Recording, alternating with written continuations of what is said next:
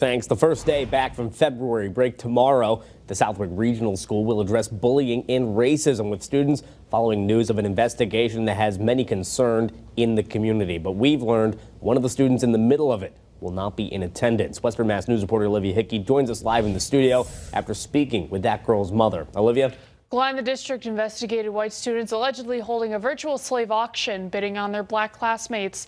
Allison Lopez's daughter is one of the students targeted. She says in a meeting last week with the district, they discussed the situation, but she is calling on the district to be held accountable for this incident and take further action. I'm just concerned that nothing is being handled the right way. Allison Lopez's daughter should be heading back to class at Southwick Regional School Monday after February break, but she and her mother made the decision to continue her lessons online. Lopez explains her daughter has been doing her schoolwork virtually since the beginning of this month, as the Southwick Granville Regional School District investigated claims that white students allegedly held a virtual slave auction, bidding on their black classmates, which included Lopez's daughter. The incident is expected to be addressed with students and staff by the school's principal on Monday. I don't want to be part of an assembly tomorrow morning that is going to be basically because of her voice and her, her opinion of what happened. It's going to be targeted to her once again because she's going to sit in the classroom and they're going to talk about the bullying. Everybody's going to turn around and look at her and know that she's the person to the reason why they're there. Western Mass News obtained an email that school principal Serena Shorter sent to parents last week. It says when students return to school, measures put in place to address the immediate and long-term effects of racism and bullying include counseling and support services, review and evaluation of programming, and an address by the principal.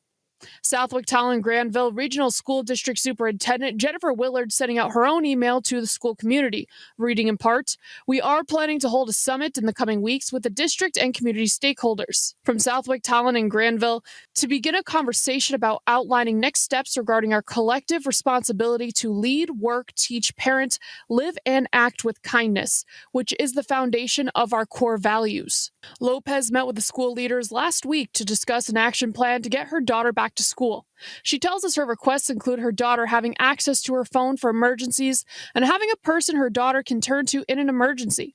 But she says they didn't want to discuss the investigation, which has been completed without talking to her or her daughter. They didn't want to tell us how the investigation went. They didn't want to tell us not who the aggressors were, but what happens next with them. The question was, are they coming back? They couldn't give us that information. She says she feels the superintendent and the principal are not taking responsibility for the severity of the situation. I think we were just there and let's just give her what she wants and let's move on. We asked Lopez what she wants to see come of this situation.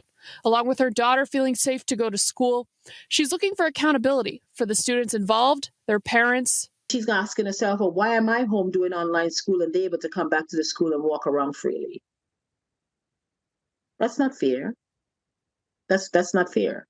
This is a crime. It's a hate crime. It might not be a physical abusive crime, but it's a hate crime. And I don't think they should be in the classroom again. I don't think they should be in the classroom. I think they should be removed from the school. And if that's the case, be forced to do online school. And the administration.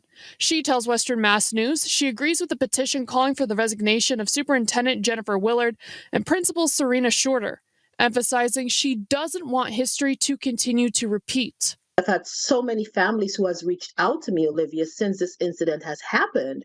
I mean, and we're not talking a year ago, we talking years ago, and has gone through this type of situation. Might not be exactly the way my daughter have experienced it, but they have gone through this similar type of situation and nothing has happened.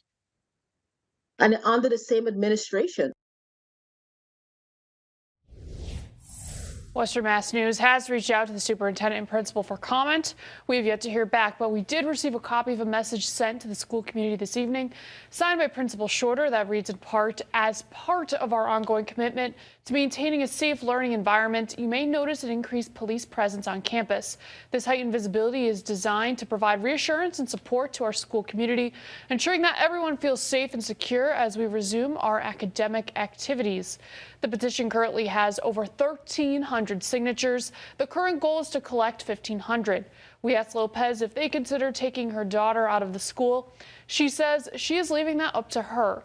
Reporting for Western Mass News, I'm Olivia Hickey. Thank you for that live.